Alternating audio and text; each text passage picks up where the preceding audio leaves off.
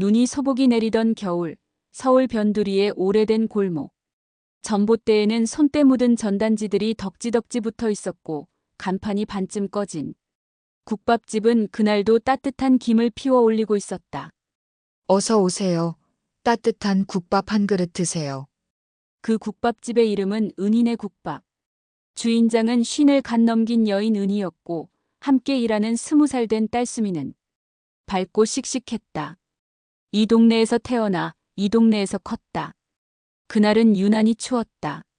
오후 5시가 넘었을 무렵 문이 열리며 낯선 발소리가 들어왔다. 그는 패딩 안에 고급 수트를 입은 청년이었고 외제차 열쇠를 손에 쥔 채 조용히 자리에 앉았다. 그의 이름은 민수. 서울 강남에 있는 대기업 회장의 외아들이자 세상 부러울 것 없는 인생을 살아온 청년이었다. 하지만 그날 그 국밥 한 그릇이 두 사람의 인생을 바꿔놓을 줄 아무도 몰랐다. 국밥 한 그릇이요? 수미는 당연하다는 듯 다정한 미소로 물었다. 그는 말없이 고개를 끄덕였다. 얼굴은 어디서 본 듯 낯익고 손에 쥔 자동차 키는 고급 외제차. 하지만 그의 표정은 유난히 피곤하고 어딘가 외로워 보였다. 여기 물이랑 김치예요. 곧 나올게요. 그녀는 부지런히 국을 끓이고 뚝배기를 뜨겁게 데웠다. 그가 밥을 먹는 동안 아무 말 없이 그저 조용히 창밖만 보았다. 밖에는 눈이 내리고 있었다. 그는 자신이 왜 이 골목까지 와서 국밥을 먹고 있는지도 모르겠다는 듯한 눈빛이었다. 그날 밤 그는 국밥을 다 먹고 나서 이렇게 말했다. 이상하게 따뜻하네요. 여기 자주 와도 될까요? 그녀는 웃었다. 국밥은 원래 마음도 데우는 음식이니까요. 언제든 오세요. 민수는 그날 이후 매주 한 번씩 국밥집에 들렀다. 어느 날은 저녁에, 어느 날은 점심시간 틈을 내서 수미는 늘 웃는 얼굴로 맞아줬고 그들은 점점 말을 트기 시작했다. 오늘은 바람이 많이 불던데요? 네, 길이 미끄러워서 차도 못 끌고 왔어요. 그래요? 장갑은 끼셨어요? 그녀는 다정했다. 그의 신분, 그의 배경 아무것도 묻지 않았다. 오직 그가 추워 보이면 따뜻한 물을 먼저 주었고 피곤해 보이면 단무지를 넉넉히 담아주었다. 수민 씨는 왜 이 국밥집에서 일해요? 꿈 같은 거 없어요? 민수가 조심스럽게 물었다. 수미는 잠깐 멈추더니 잔잔히 말했다. 있었죠. 음악 선생님이 되고 싶었어요. 근데 엄마랑 둘이 살다 보니 그게 좀 멀어졌어요. 그녀는 웃었지만 민수는 그 안에 담긴 포기를 읽었다. 그녀는 가난했지만 부끄럽지 않았다. 그녀의 말투와 눈빛엔 누구보다 단단한 삶이 있었다. 그리고 민수는 처음으로 돈으로 살 수 없는 온기를 느끼고 있었다. 어느 추운 밤이었다. 민수는 회사를 나와 곧장 국밥집으로 향했다. 그날따라 속이 답답했다. 아버지의 회의, 상무의 압박, 그 모든 걸 견디는 게 지쳤다. 국밥을 앞에 두고 그는 말했다. 수민 씨는 사랑해 본 적 있어요? 수미는 놀란 듯 그를 바라봤다. 하지만 곧 따뜻한 미소로 말했다. 누군가를 진심으로 걱정해 본 적은 있어요. 그게 사랑 아닐까요? 그 한마디가 민수의 마음을 무너뜨렸다. 그는 누군가를 진심으로 걱정해 본 적이 없었다. 사랑이라 불러왔던 많은 것들이 사실은 조건과 허세였다는 걸 깨달았다. 그날 밤 민수는 처음으로 수민의 손에 커피를 쥐어주었다. 이건 내가 처음으로 누군가를 위해 산 거예요. 수민은 고맙다며 웃었지만 그 미소 뒤에 어렴풋한 슬픔이 담겨 있었다. 민수는 생각했다. 이 따뜻한 사람을 지켜주고 싶다고. 그녀가 포기한 꿈을 함께 다시 꿔보고 싶다고. 하지만 그가 몰랐다. 그녀의 삶엔 말하지 못한 비밀이 있었다는 걸. 민수는 국밥집에 더 자주 오기 시작했다. 회사 사람들도 눈치를 챘고 그의 어머니는 결국 알게 되었다. 국밥집. 그게 무슨 말이야, 민수야. 상류층 사교계에서 날고 기는 민수의 어머니 정미경 여사는 단호한 여인이었다. 그녀에겐 신분이 전부였다. 명문대, 명문가, 명예직. 그 아래에 있는 건 전부 인정할 수 없는 것이었다. 엄마, 그냥 팝집이야. 따뜻해서 좋아서 가는 거야. 거기서 만나는 애가 누구야? 엄마, 민수야. 넌 내 아들이야. 너의 곁은 똑같이 반짝이는 사람이 서 있어야 해. 민수는 말없이 돌아섰다. 그 길로 국밥집으로 향했지만 그날따라 문이 닫혀 있었다. 휴일이었다. 하지만 왠지 모르게 허전한 기분이 들었다. 다음 날 민수는 국밥집을 다시 찾았다. 수미는 평소처럼 일하고 있었지만 어딘가 달라 보였다. 그녀의 눈은 부어 있었고 말수도 적었다. 무슨 일 있었어요? 아니요, 그냥 감기가 좀. 민수가 물었다. 혹시 누가 뭐라 그랬어요? 수미는 머뭇거리다 입을 열었다. 어제 어떤 여자분이 와서 저보고 관심 꺼달라고 하더라고요. 당신 어머니래요. 민수의 얼굴이 굳었다. 뭐라고요? 왜 그걸 나한테 말 안 했어요? 그걸 왜요? 어차피 우린 다른 세계잖아요. 그녀는 그렇게 말했지만 목소리는 떨리고 있었다. 수민 씨, 저 안 괜찮아요. 사실 많이 아팠어요. 내가 감히 누굴 좋아할 수 있을까? 그런 생각 들었어요. 그녀는 눈물을 흘리지 않았다. 하지만 민수는 그 침묵이 얼마나 아픈 건지 알 수 있었다. 그날 이후 민수는 일주일 동안 국밥집에 가지 않았다. 그도 아팠고 그녀도 상처를 품은 채 일만 했다. 민수는 고심 끝에 다시 국밥집을 찾았다. 수미는 여전히 묵묵히 일을 하고 있었고 그를 보자 고개를 들었다. 왔어요. 왔어요. 둘은 서로를 바라봤다. 말은 짧았지만 마음은 길었다. 그날 민수는 정장을 입지 않았다. 대신 평범한 후드티, 청바지. 마치 자신의 모든 껍데기를 벗고 온 듯한 모습이었다. 수민 씨는요, 그런 집안에서 태어났을 뿐이에요. 근데 당신이랑 있으면 내가 나다워요. 그게 너무 좋아요. 그는 조심스럽게 그녀 손을 잡았다. 그러니까 제발 다시 기회를 주세요. 수미는 말없이 그를 바라보다 이내 조용히 말했다. 그쪽 세계로 끌려가는 게 아니라 같이 걸을 수 있다면 나도 용기 내볼게요. 그날 밤 두 사람은 국밥집 골목 끝까지 함께 걸었다. 별빛이 반짝이던 겨울밤, 그들은 처음으로 마음을 맞췄다. 하지만 세상은 그렇게 쉽게 둘을 내버려 두지 않았다. 몇 주 뒤였다. 민수의 회사가 큰 위기에 휘말렸다.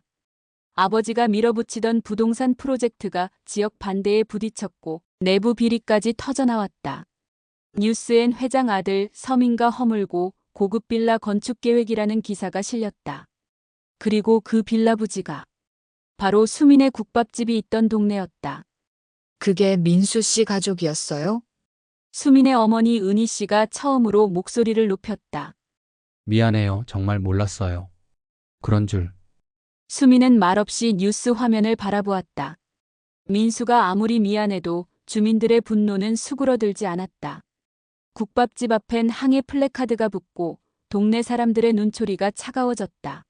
그 잘난 부잣집 아들 때문에 우리 동네가 쑥대밭이 된 거야. 수민이 걔 알고 있었던 거 아냐? 소문은 순식간에 번졌고 수민은 말없이 고개를 숙였다. 민수는 다급히 달려왔다. 수민 씨, 내가 해결할게요. 이건 내가 책임질 일이에요. 당신이 어떻게요? 당신이 무슨 힘이 있다고. 나 아버지랑 싸울 거예요. 이건 틀렸어요. 그는 처음으로 아버지 앞에서 목소리를 높였다. 우린 잘못된 일을 하고 있어요. 그 골목에서 얻을 수 있는 건 돈이 아니라 사람의 마음이에요. 아버지는 분노했고 어머니는 더 단호해졌다. 그 국밥집 여자 때문에 우리 인생 다 망가지는 거야? 민수는 집을 나왔다. 차 키도 내려놨고 카드도 반납했다. 그 밤 그는 수민의 국밥집 앞에서 말했다. 이제 나 진짜로 아무것도 없어요. 근데 당신 옆에 있고 싶어요. 수민은 그를 가만히 바라보았다. 긴 침묵 끝에 수민의 손이 그의 손 위로 올라갔다. 그럼 다시 국밥 한 그릇부터 시작해요. 눈물이 터졌다. 민수의 그리고 수민의 눈에서. 수민은 밤잠을 이루지 못했다. 민수가 모든 걸 내려놓고 찾아왔지만 그녀의 마음은 복잡했다. 사람들의 시선, 동네의 소문, 그리고 자신 안의 작고 가난한 자존감. 그날 저녁 국밥집엔 뜻밖의 손님이 찾아왔다. 민수의 어머니 정미경 여사였다. 국밥 한 그릇 주세요. 은희 씨는 말없이 뚝배기를 꺼냈다. 그리고 마침내 정미경 여사가 말했다. 이 집 딸 수민 양. 착하더군요. 감사합니다. 하지만 우리 아이와 어울리긴 너무 부족해요. 그 애는 이 동네에 묻히기엔 너무 커요. 그녀의 말은 뼈가 있었다. 은희는 조용히 고개를 들고 정미경을 바라봤다. 예. 맞는 말씀입니다. 우린 가진 것도 없고 작은 사람들이죠. 근데요. 그런 사람도 누군가에겐 전부일 수 있어요. 그 아이는 제 전부입니다. 정미경 여사는 아무 말 없이 국밥을 다 비우고 조용히 자리에서 일어났다. 그녀의 눈에 처음으로 흔들림이 있었다. 다음 날 민수가 집을 찾아가자 아버지가 말했다. 너 회사 상속에서 빠져. 내 인생 내가 책임져. 그날 밤 민수는 잠이 오지 않았다. 그는 수민을 사랑했지만 그녀에게 주고 싶은 모든 걸 이제 줄 수 없게 되었다. 며칠 후 수민은 민수를 찾아갔다. 그는 작은 고시원에 머물고 있었고 벽엔 회사 관련 자료들과 수민의 사진 한 장이 붙어 있었다. 이제 뭐 할 거예요? 국밥집 차릴까 봐요. 진짜로. 근데 혼자는 안 하고 싶어요. 같이 해줄래요? 수민은 조용히 고개를 저었다. 민수 씨, 이건 우리 둘만의 문제가 아니에요. 당신이 짊어진 이름, 책임, 상처, 그걸 다 감당하게 만들 순 없어요. 그런 말 하지 마요. 나 감당할 수 있어요. 감당하고 싶어요. 그게 사랑인가요? 그냥 미안한 건 아닌가요? 민수는 무너지는 듯 고개를 떨구었다. 그녀는 손을 뻗었다가 결국 멈췄다. 그립고 좋아요. 지금도요. 하지만 그 마음만으로 모든 걸 이겨낼 수 있을 거란 생각, 나도 버려야 할 때인 것 같아요. 그녀는 돌아섰고 민수는 그 자리에 남아 조용히 눈물을 삼켰다. 시간은 흘렀고 두 사람은 연락을 끊었다. 계절은 바뀌고 국밥집에는 새로운 단골이 생겼고 민수는 작은 출판사에 취직해 묵묵히 일했다. 사랑은 멀어졌지만 사라지지는 않았다. 서로의 기억 속에서 조용히 살아가고 있었다. 1년 후의 봄. 수미는 동네 작은 도서관에 봉사활동을 나갔다. 거기서 아이들에게 책을 읽어주는 남자를 보았다.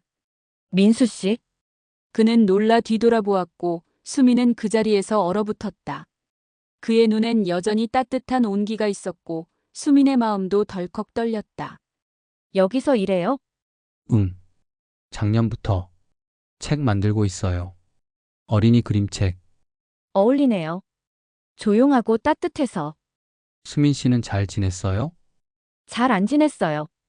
근데 잘 지내려고 노력했어요. 그들은 카페에 앉아 오래 이야기했다. 민수는 어머니와의 관계, 아버지의 퇴진 이후 회사가 정리되었단 이야기, 그리고 지금은 작은 출판사에서 의미를 찾아 살고 있다는 말을 꺼냈다. 내가 가진 게 많았을 땐 중요한 걸 놓쳤어요. 지금은 아무것도 없는데 마음이 꽉 차요. 그게 다 수민 씨 덕분이에요. 수미는 눈을 떴다. 그의 말은 여전히 그녀를 따뜻하게 안아주고 있었다. 민수 씨, 응? 혹시 아직도 국밥 좋아해요? 그는 웃었다. 죽을 때까지 좋아할 거예요. 그날 밤 두 사람은 오래전처럼 국밥집 골목을 함께 걸었다. 하늘엔 별이 떠 있었고 마음에는 다시 사랑이 스며들고 있었다. 수민과 민수는 그날 이후 자주 만났다. 하지만 그들의 관계는 예전과는 달랐다. 어색하지는 않았지만 섣불리 우리 다시 시작하자라고 말할 수는 없었다. 왜냐하면 그 사이 너무 많은 것들이 변해 있었기 때문이다. 국밥집은 여전히 바빴고 수민의 어머니 은희 씨는 조용히 그들을 지켜봤다. 민수가 오면 수줍게 인사만 하고 긴 말은 하지 않았다. 하지만 어느 날 그녀가 먼저 민수를 불렀다. 민수 씨 여기 앉아요. 네, 어머니. 그때 그만두겠다고 했을 때 사실 마음 아팠어요. 민수는 조용히 고개를 숙였다. 하지만 다시 와줘서 고마워요. 그리고 우리 수민이 옆에 있어줘서 더 고마워요. 그 말에 민수는 아무 말도 하지 못하고 눈시울만 붉어졌다. 그날 밤 수미는 민수에게 말했다. 우리 다시 시작할까요? 민수는 눈이 커졌다. 진심이에요? 응. 천천히, 아주 천천히. 이번엔 도망가지 말고. 그의 대답은 따뜻한 미소였다. 그리고 그날 둘은 국밥집 주방 뒤에서 처음으로 포옹했다. 한겨울 내내 얼어있던 마음이 그제야 비로소 봄처럼 녹아들었다. 몇 달 후 민수는 도서관 프로젝트를 제안했다. 수민의 동네에 아이들을 위한 작은 도서관을 짓는 일. 이 동네 국밥집 옆 골목이에요. 도서관 이름은 다시 함께 어때요? 사람들은 처음엔 반신반의했다. 하지만 수민이 나섰고 은희 씨도 적극적으로 도왔다.